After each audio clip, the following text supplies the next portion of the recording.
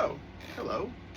Welcome to another Today's Decay, where we celebrate births and beginnings of everything important since the dawn of time, June 4th edition, all day. And why do we do this? Why do we do this? It's a very good question. Asking myself that same question. Because otherwise, it's just another day.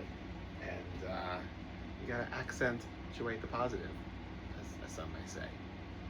We'll get to that later. Coming up first, 1927 today. The Unknown premiered. That features Lon Chaney Sr., a young Joan Crawford, and is directed by Todd Browning. This is an MGM film. Todd Browning and Lon Chaney Sr. made a whole bunch of films together, most of which involve Chaney having various appendages removed in some gruesome way or another. Chaney is, I feel like, connected, or it's projected that Chaney is this horror star, when really he's like a tragedian more than anything. This is all pathos.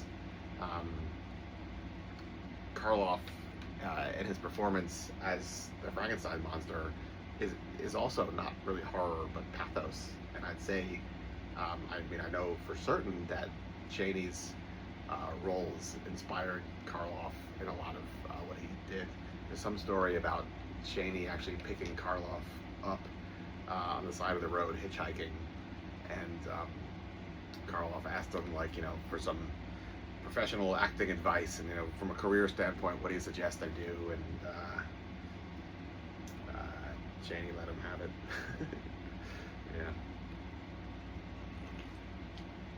Anyway, the movie The Unknown is one of his best. It's hard to say what is Chaney's best film, what is Todd Browning's best film. There's different chapters for both of them.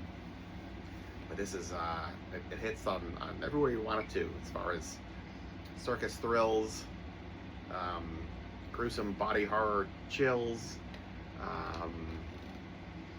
all sorts of twists and turns that you don't expect to have happen.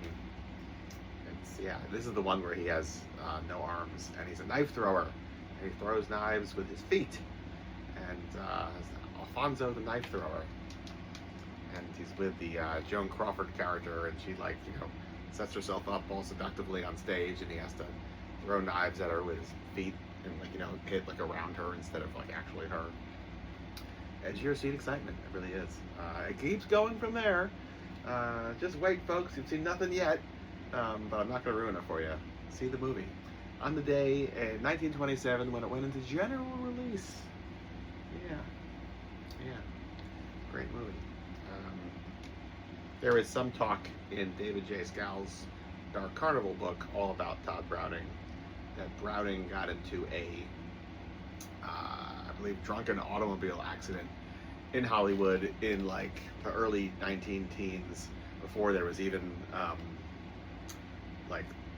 rules of the road or a DMV or anything like that. And I believe the car crash resulted in his friend, passenger in the car, dying, and Todd Browning got some serious injuries.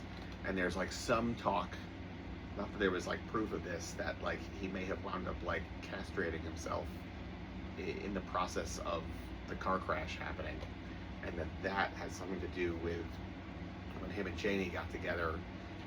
In this movie we're going to cut off your legs, in this movie we're going to cut off your arms, in this movie we're going to, whatever. Scal makes the presentation. Who knows? Yeah. What else? Today, in 1956, Gene Vincent and the Blue Caps' song Bebop-A-Lula was released upon an unsuspecting world. And we were never the same since. For those of you that are following along, they actually recorded it on my birthday, May 4th, 1956. And it took 1 month to the day to go through that mixing and pressing plant stuff. And catch and release. Off it goes into the world. Definitely one of my favorite songs, hands down. It's just perfect, really. So there's that. And then in 1976, the Sex Pistols played the Lesser Free Trade Hall gig. And again, the world was never the same. There was apparently only about 20 people there, and hundreds and hundreds and hundreds of people all have a personal story about experiencing it. What does that mean? They must all be telling the truth, nothing but the truth. But it did inspire the Buzzcocks, it did inspire the Smiths, it did inspire, I believe, Slaughter the Dogs, it did inspire, to some degree or another, John Cooper Clarke, who I think was already well on his way to doing what he was doing anyway. Plenty more. And I love the idea of small venues impacting culture. That history is not made in stadiums. It's made with human interaction on the small scale that then ripples out in all directions.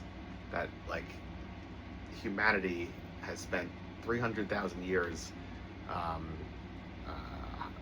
cowering in the dark, looking for safety, community, surrounded by a campfire, and like telling each other stories, and building those emotional bridges with each other, and like the act of creating and weaving tales, and capturing each other's imagination has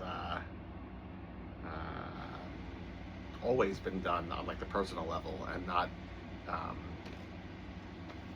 detached and being, in the nosebleed seats, hundreds of feet over there, and like, seeing the thing through like opera glasses, and like, oh yeah, that was very impactful, great performance. No, it's got to be right up in your face. It's got to be like this personal situation, because that's what we are. We need to be in each other's faces. Otherwise, we're just the horde, the faceless horde. Right. So, all about it. Lesser Free Trade Hall. It's history. It's little droplets that extend out in every direction. Humanity. See, we're not all bad. June 4th, the whole damn day, in the Lon Chaney Seniors section, which is why I was doing it here. I didn't mention there's an original unknown newspaper clipping from 1927. If you can catch it, good luck. Till tomorrow. Goodbye.